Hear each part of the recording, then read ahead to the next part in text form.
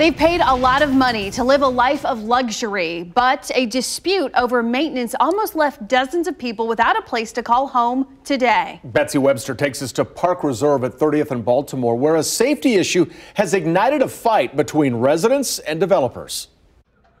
A month ago, the KCFD gave these emergency orders. The sprinklers didn't have the pressure to function. The fire alarms weren't working.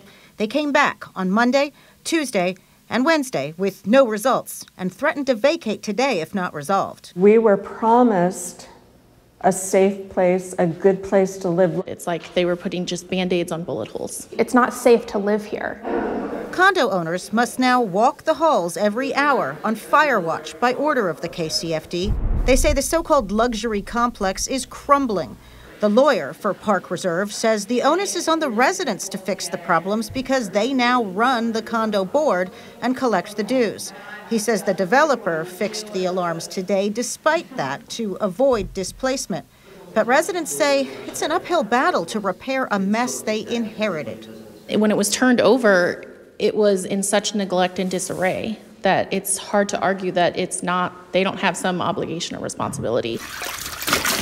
They say they pushed the developer's principals off the governing board after years of flooding and other problems. Leaky ceilings, water coming in, mold remediation. A realtor's listing from 2012 names numerous amenities to come.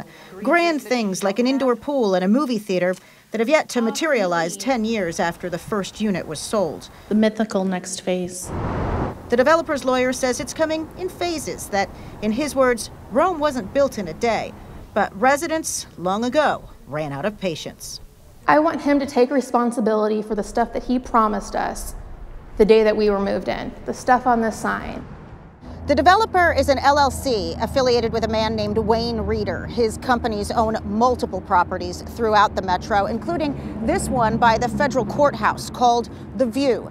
The fire marshal says it, too, had major safety problems, including non-working fire alarms last year, though he says those problems have since been fixed.